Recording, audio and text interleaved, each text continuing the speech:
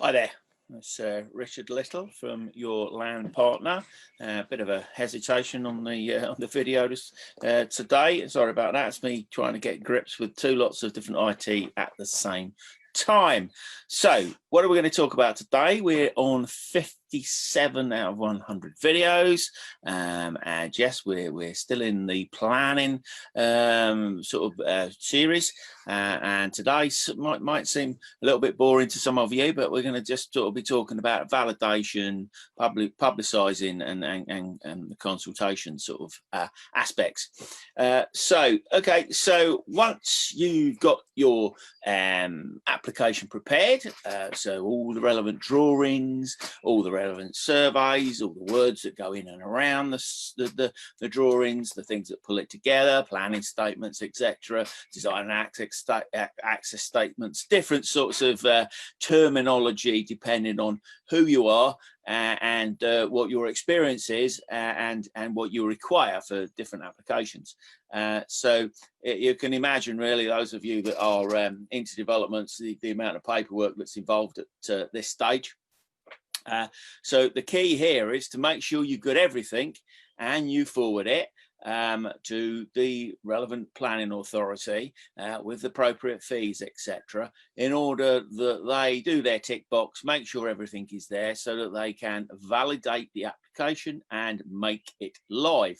So effectively start the clock.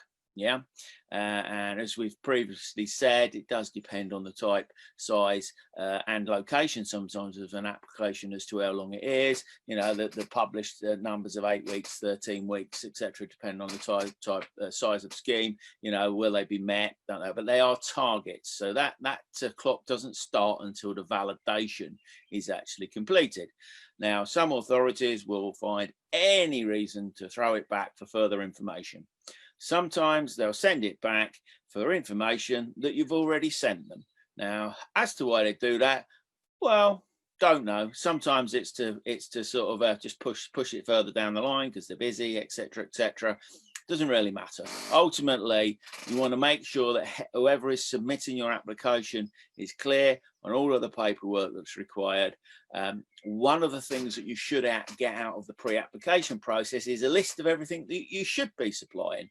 If you haven't got that, there are exhaustive lists on the various planning portals, etc. So it shouldn't really be a surprise. And the actual application form also, and the how to fill the application form in notes, tells you pretty much what you need in there. Now, do you need all of it? Not necessarily, but if you're not putting something in there that they're expecting, you probably need to note it up and sort of say why you're actually not supplying it. So the validation is to say it starts the clock running. And it can be quite frustrating actually getting through the validation process. We've had experiences where it's taken 2, 3, I think even 4 weeks to actually get an application validated, for sometimes perhaps our end, but generally not our end, if we're honest. So what happens then to the application? So it becomes what I would call a live application. So it will get posted on the planning portal, on a relevant planning portal, so that people can see that information. Most authorities now are pretty quick on this. I think they have targets, etc., that they have to meet, but it's pretty quick. So that information is out there and it becomes live. So it will start at some point. It will start relatively early in the process, a 21-day, generally 21-day public consultation period, during which, the public, us, if you like, get the opportunity to comment.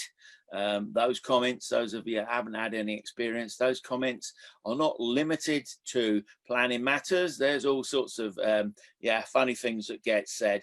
The planning department, the planning officers' remit effectively is to only make decisions based on planning matters and not necessarily some of the opinion. But however, in society, sometimes it's not what's said, it's who says it sometimes, and sometimes it's not what's said in public, it's what's possibly said in private. So whilst this public consultation period goes on, say 21 days, again, some authorities aren't particularly that sharp in shutting the time, and keeping to the time frame, sort of shutting the gates, as it were. So it can go on a little bit. So what you're going to find as you come through, most applications will get some form of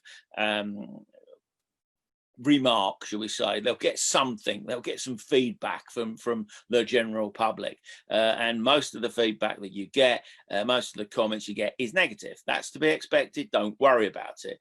If you've got an application in and it receives 100, 150, 200 letters of objection, yeah, that can make you feel a bit but actually that's actually not quite a lot when you actually sort of think, well, most areas you are, there's possibly hundreds, if not thousands of people within, half a mile or a mile of your application site. So, don't get too disheartened, because I say most stuff that comes in is negative, and you read it, and the best thing to do is basically ignore it, really, because it's not really that relevant. Get somebody to look at it. Your planning consultant or whatever should be looking at it, because there may be some relevant points that maybe we've missed, or we haven't taken enough, we haven't looked at it enough, we haven't looked at it deep enough. So we will then get chance, we can then respond. Now, all sorts of things happen during the consultation period, so it's not just the public.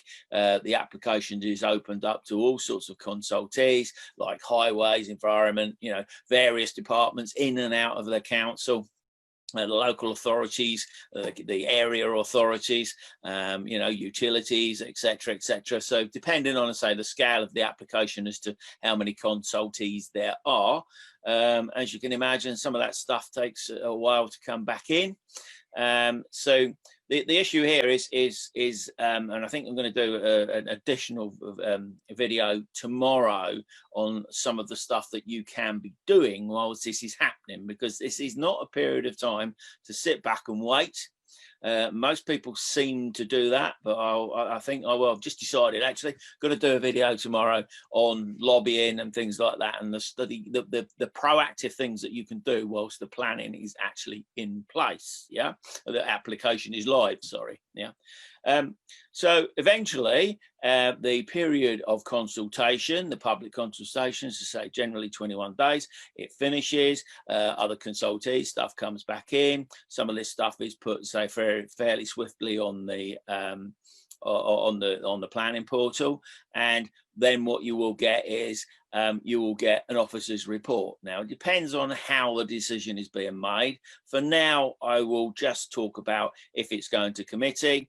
If a decision is being made by what we call delegated powers, so actually the planning officers department are making the decision, then that's sort of slightly more straightforward. There's still a report given, and it's not out there till sort of almost the time of the decision, or as I'm talking about, the time of the committee. Yeah. So what we're now talking about is the decision process. Yeah, so we're talking about going in, validating it, it's all okay, let's ask everybody, and now let's start making our decisions. You may be asked during the process for further information. You may also be asked to extend. We'll talk about that when we do a video, which will probably be a long one, on strategy as to why you do sometimes and why you don't agree. So it's how that decision making process is then. So as I say, it can be made by delegated powers, which is the officers, the planning department itself making that decision, and that doesn't mean to say that it's going to be for or against. It's they are making that decision.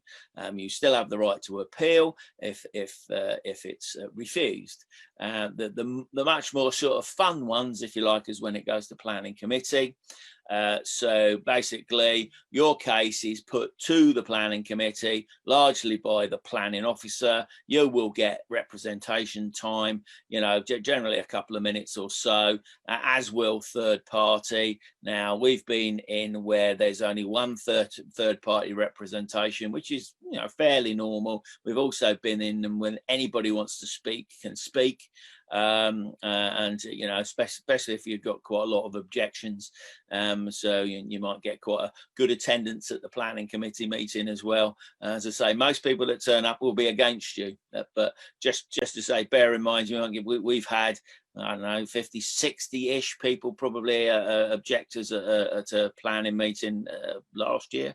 It was probably last year, and you know, the reporters there and everything else, and they're making a lot of noise. But we know that within that site, within a mile of that site, there's probably 5,000 people that live. So, and all of those people could be affected by the development. So, you know, again, don't get too disheartened. But what you've got to do is you've got to make solid representations, and that generally. Most people go for the planning consultant to make the representations. We don't do that. We like the applicant, because we are always the applicant. We will do it ourselves or one of our partners or whatever. Because I've seen, again, it's only a bit of an edge possibly, but you're a person talking to people on a planning committee. They're used to some of the jargon, but some planning consultants, they can't help themselves. They absolutely know what they're talking about, but they can get too jargony, they can get too technical. And actually what we look to do, and say, really going to cover this when we talk about tomorrow, I'm going to talk about how you can be proactive to actually make this a much better experience and give yourself a little bit more of a margin. So there's not really too much more to say, I think, for today. As I say, it's just really the validation process, how they publicise it, and the consultation sort of process. So I think tomorrow probably for many be much more interesting when we talk about what you actually can do during this process, during this 8 weeks, 13 weeks, 26 weeks, whatever it might be, what you can actively do. So being proactive and not just sitting waiting for the result. Okay, so it's been Richard Little from your land partner, and I will catch you again very, very soon. Take care.